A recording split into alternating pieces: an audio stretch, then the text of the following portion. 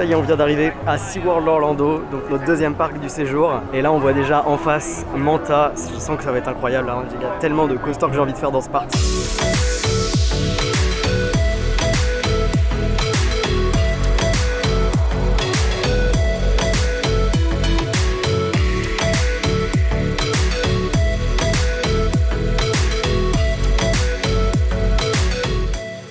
Mais avant de visiter SeaWorld, faisons un rapide tour de l'hôtel dans lequel nous avons dormi. Nous avons choisi le Hilton Grand Vacation Club SeaWorld qui se situe à seulement 15 minutes à pied de SeaWorld, donc il est vraiment idéalement placé pour quelqu'un qui souhaite visiter ce parc. En plus de ça, il s'agit d'un Hilton, donc la qualité de service est quand même très bonne, et puis l'hôtel est vraiment magnifique avec 2 immenses piscines, et vous avez également un bar, un endroit où vous pouvez acheter quelques snacks, voilà, il y a tout ce qu'il faut vraiment dans cet hôtel pour y passer un super séjour. Mais surtout, ce qui nous a choqué, c'est la taille de la suite qu'on avait choisie. Faut savoir qu'on avait demandé une suite, parce qu'il y avait peu de différence de prix entre la suite et la chambre normale.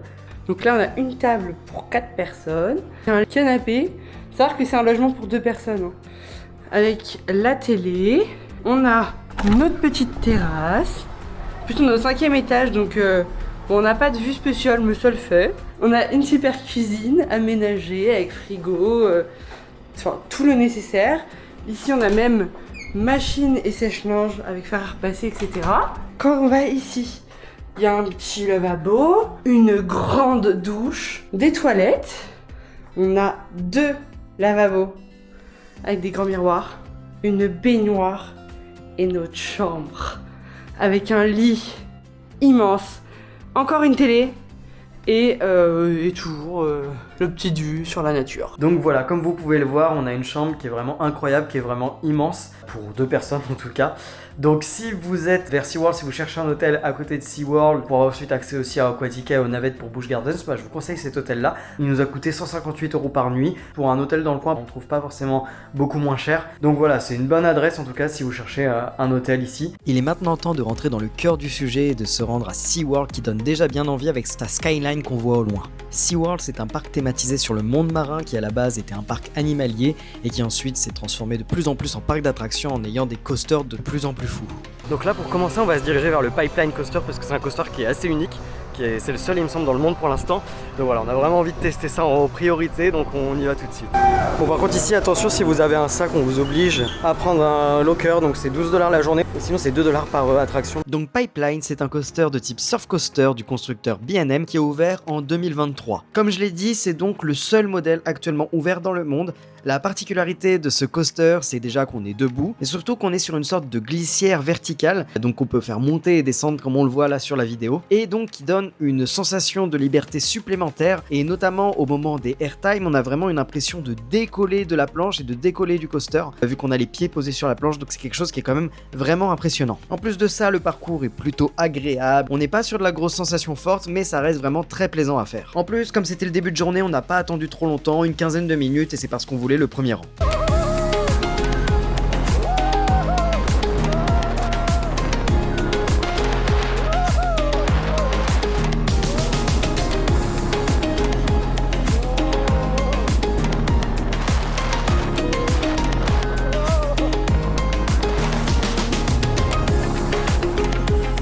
Bon du coup on a commencé par Pipeline et c'est vraiment validé. Moi j'ai adoré en tout cas, c'est assez original, donc la sensation d'être debout et surtout en fait à chaque airtime on s'envole et bah je trouve ça vraiment génial en fait comme nouvelle sensation. J'ai jamais vécu ça dans un coaster. Moi vraiment j'ai adoré en tout cas. Et moi j'ai trouvé ça assez exceptionnel. Le fait d'être debout ça rajoute vraiment quelque chose. Je pense que pour le moment c'est peut-être mon top 1. Ouais, moi j'irai pas jusqu'à dire que c'est mon top 1, mais ouais il est bien classé je pense dans mon top coaster. Je pensais pas l'adorer autant, moi je m'attendais vraiment à un truc un peu plus calme et tout, et au final bah non vraiment une super attraction et je suis content d'avoir commencé par ça, que ce soit mon premier coaster de Floride. Après ces premières émotions, direction, cette fois-ci un type de coaster qu'on connaît bien, un hyper coaster de chez B&M encore une fois. Il s'agit de Mako. Il se situe tout au fond du parc. Les hypercoasters, ce sont des coasters qui vont jouer sur la hauteur, donc avec des grandes chutes, des grandes montées, des airtime. Donc pas du tout d'inversion, c'est vraiment juste on monte, on descend, et c'est quelque chose moi que j'adore. Et en plus de ça, on n'était pas trop gêné par le monde. Il y a absolument personne là. On va être 3 dans le train. Ça va être trop beau. Oh!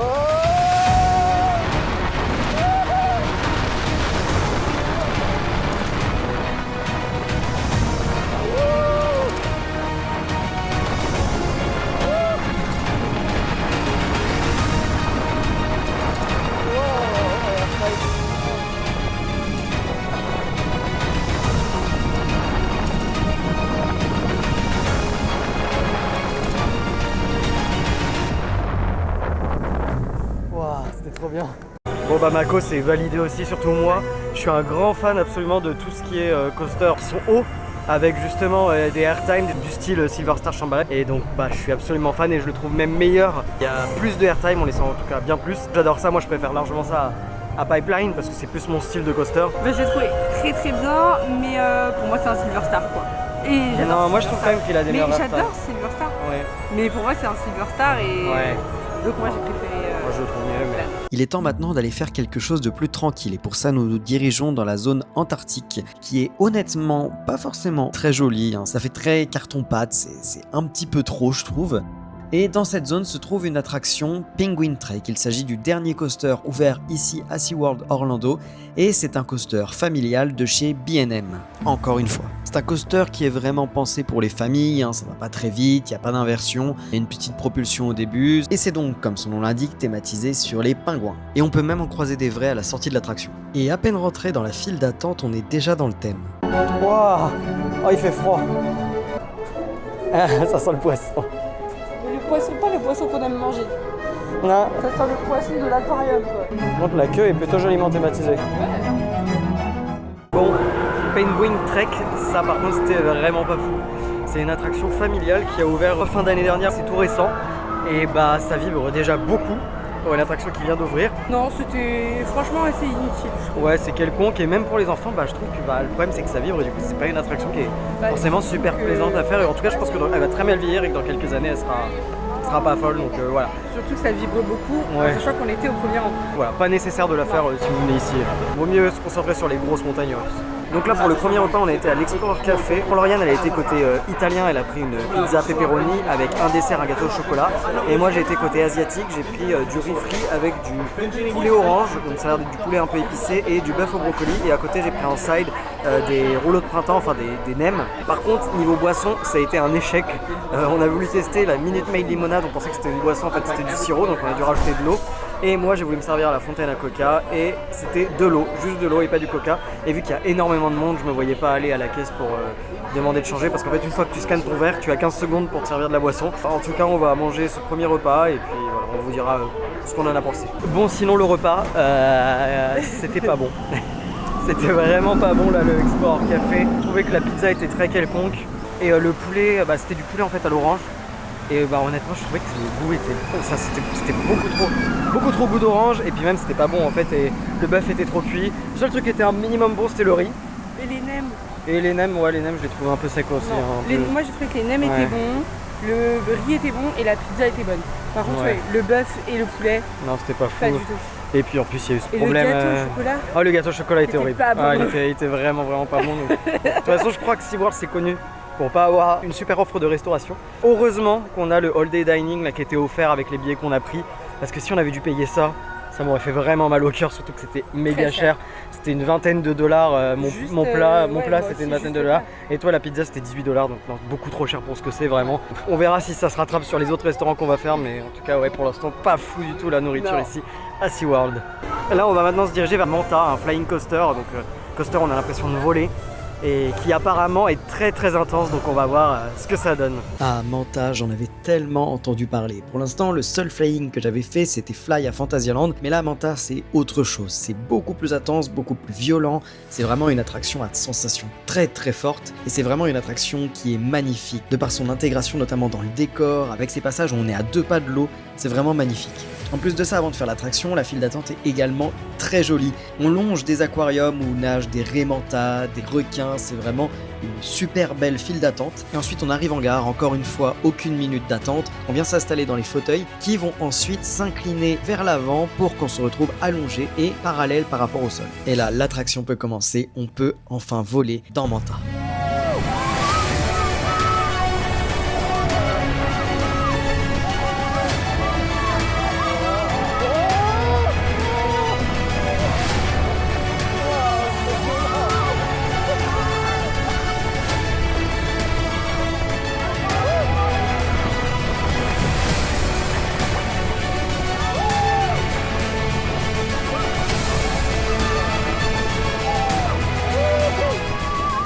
Bon, Manta qu'on voit juste derrière, c'était aussi une très bonne attraction. C'était très intense par contre, très intense, surtout là il y a une figure là qui s'appelle le pretzel loop où on a vraiment l'impression d'être écrasé dans le fond de notre siège, là c'est une sorte de looping inversé. Moi, le fly peut me donner mal au ventre un peu parfois et là pas du tout. Non, là c'est hyper intense. Oui. Mais c'est pas les mêmes sensations que fly du tout. Non, mais par contre c'est fluide, ça vibre pas, c'est hyper agréable. Ouais, ça vibre pas malgré son grand âge parce que c'est quand même l'attraction plus ancienne en tout cas que Penguin Tramp qu'on a fait avant et qui était vraiment pas ouf. Donc Manta, vraiment super attraction ici aussi. Donc là, vraiment SeaWorld, pour l'instant on a fait 4 attractions et sur les 4 il y en a quand même 3 qui sont très bonnes. Donc ça vaut le coup de venir là, en tout cas si vous êtes fan de coaster, c'est vraiment un endroit à ne pas manquer, j'ai l'impression. Il commence à faire bien chaud, donc direction Infinity Falls, des bouées qui ont la réputation de bien mouiller. En tout cas, vu de l'extérieur, c'est vraiment l'impression que ça donne.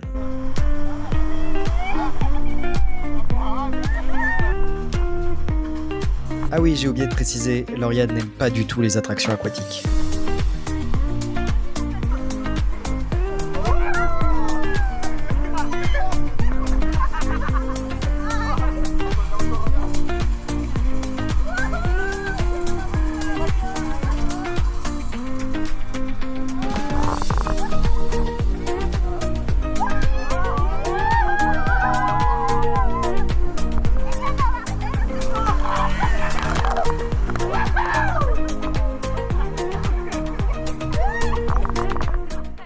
Ici les bouées en Floride ça mouille vraiment beaucoup. Là on est trempé là vraiment. Il n'y a pas comme chez nous où il y en a un sur toute la bouée qui se fait avoir. Là c'est vraiment tout le monde se fait avoir hein, forcément. Je déteste ça. Ouais, toi t'es pas fan. Non. Alors du coup là on est trempé, surtout il y a la descente à la fin qui finit. Le pire, c'est pas d'être trempé des vêtements, c'est d'être trempé jusque dans les chaussures et les chaussettes. Ah oui ça oui. C'est ça le pire. Après un passage rapide par la rue Sésame, qui est la zone pour enfants du parc qui est sur le même thème que celle de Port Aventura et qui contient un petit coaster, on part se sécher dans Icebreaker. Un coaster qui cette fois n'est pas de B&M mais de Première Rides, qui est un petit coaster qui possède une flèche et qui va aller d'avant en arrière pour accélérer. Honnêtement c'est plutôt sympa, mais quand tu le compares aux autres grosses montagnes russes du parc, il fait un peu pâle figure.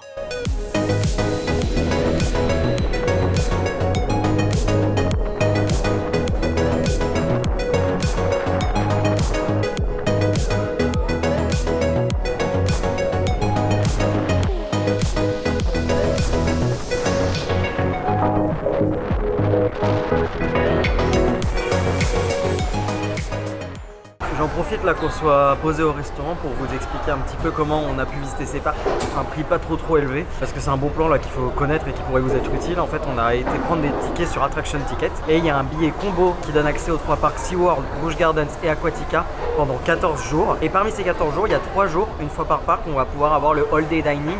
Et le all day dining qu'est-ce que c'est? C'est en fait vous allez pouvoir manger un plat, un dessert et une boisson toutes les 1h30.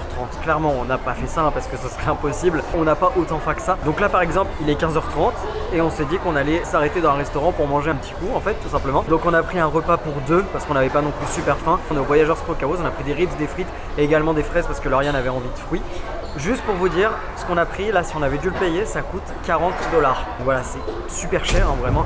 Les prix des repas ici sont encore plus chers je trouve qu'à Disney World où on était hier. Vraiment un conseil, si vous venez ici, essayez de profiter de ces offres là parce que si vous voulez manger ici, vous voulez payer ce que vous allez manger, ça va vous venir vraiment hyper cher et puis honnêtement pour la qualité que c'est, ça vaut pas le coup. Par exemple là les ribs sont meilleurs que ce midi mais ça reste quand même quelque chose de pas vraiment fou. C'est pas du tout les meilleurs ribs que j'ai mangé de ma vie. Les frites étaient assez bonnes parce qu'ils avaient des petites épices mais les ribs étaient un peu secs. Je trouve que ça manque un peu de sauce, ça s'effiloche pas très dense. Il y avait 5 fraises qui se battaient en duel. Bon, elles étaient pas mauvaises, ça avait comme le goût des fraises d'Espagne, voilà. 5 fraises, 7,99 $.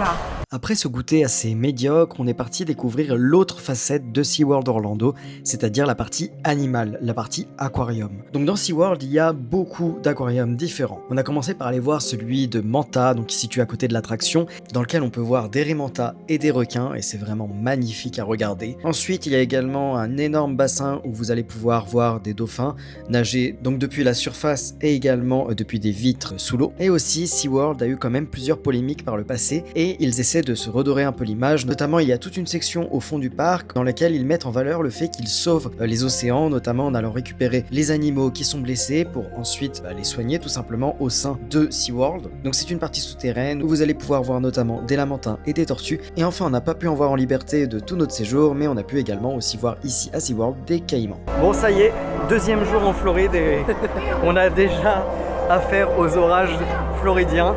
Donc là, il y en a un là qui passe en ce moment. On entend de l'orage, on voit des éclairs et tout. Donc bien sûr, toutes les montagnes russes sont en arrêt. C'est logique, hein, quand il y a un orage, on peut pas les faire tourner. Donc voilà, là on va peut-être aller voir vite fait 2-3 endroits où il y a des animaux qui sont en intérieur, là où il y a les requins, les choses comme ça. Parce que là, de toute façon, ça sert à rien, faut attendre que l'orage passe. Et... Mais bon, attention, il pleut pas beaucoup. Hein. Non, il pleut pas beaucoup. C'est ça, il pleut pas beaucoup. Et j'ai cru comprendre que les orages en Floride, il y en a assez fréquemment, mais ça dure rarement longtemps. Donc voilà, on va juste attendre que ça passe et espérer qu'on puisse finir de faire les montagnes russes avant la fin de la journée. Sinon, au pire, c'est pas grave, on sait qu'on pourrait y retourner mercredi. Parce qu'on est à Aquatica et que ça ferme assez tôt, donc on compte finir la journée à SeaWorld normalement. Donc voilà, on pourra faire Kraken et Journée to Atlantis qu'on n'a pas fait encore, mais on espère que ça va passer. Oh, ça va, ça s'arrête de pleuvoir un peu là. Limite, ça fait du bien en fait, ça rafraîchit un petit peu. Oui, par contre, c'est plus agréable parce qu'il a fait bien chaud. Il fait toujours aussi chaud, mais ça rafraîchit un petit peu. Ouais, c'est vrai. On va voir comment ça se profile, j'espère que ça va se lever. C'était une sensation assez étrange parce qu'on voit que là-bas, les Floridiens étaient habitués à ce genre d'orage parce qu'ils continuent à se balader tranquillement, alors que nous, on était franchement pas sereins. Du coup, comme prévu, on a été voir les requins, on est dans des tunnels sous-marins et il y en a même un où on est carrément sur un tapis roulant, ce qui est assez original. Donc là, vu qu'il y a l'orage, on a décidé de s'abriter pour ça, on a décidé d'aller manger. Parce qu'il est très tôt, il est 18h, mais le parc ferme à 19h. Bon, comme partout, ça a pas l'air d'être un truc de fou. Surtout moi, là, j'ai pris un chicken sandwich. Et en fait, c'est juste du pain avec 2 tenders dedans. Et puis le sandwich, faut le faire soi-même. Il te donne à côté de la laitue et de la tomate. Et puis voilà, tu fais ton sandwich toi-même, tu mets tes sauces. Donc bah, c'est pas exceptionnel, surtout quand ça coûte $17. Et là, j'ai pris à côté un gros pickle américain. Parce que bah, c'est ce qui me tentait le plus. $7. $7 le pickle. Alors on reste dans des prix qui sont aberrants. Je le redis encore une fois, mais prenez le package All Day Dining si vous l'avez sur Attraction Ticket, c'est vraiment rentable. Bon, on vient de sortir de 2 tours à la suite de Mako au dernier rang parce qu'en fait, on a couru pour essayer d'avoir le dernier train parce qu'il était donc 18h55 quand on est rentré dans la queue et le parc fermait à 19h. On a fait un dernier tour. Quand on est arrivé dans la gare, donc la gare était déjà fermée, enfin il n'y avait plus personne dans la file d'attente, il n'y avait plus personne à droite.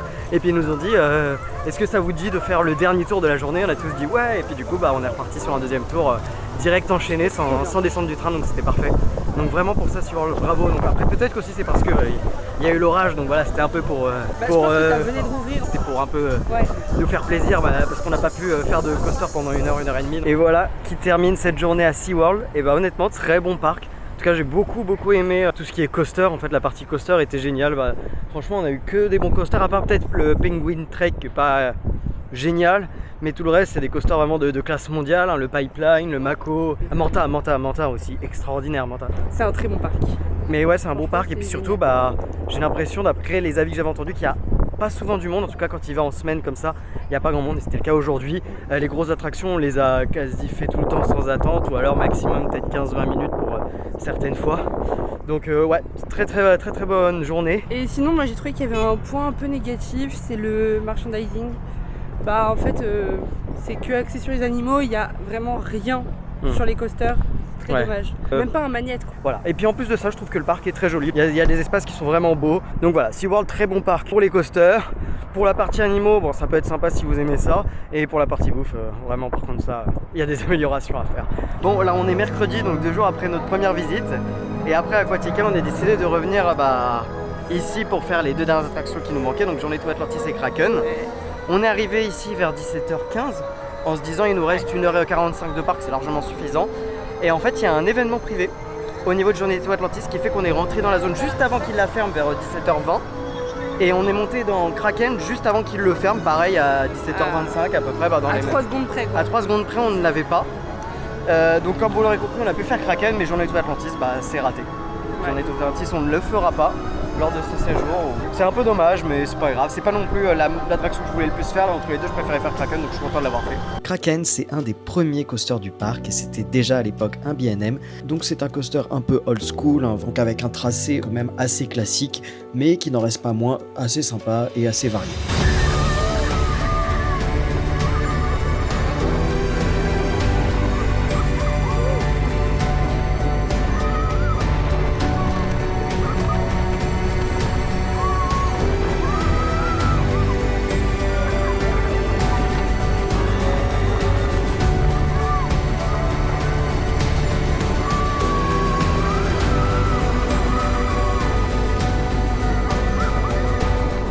parler de Kraken.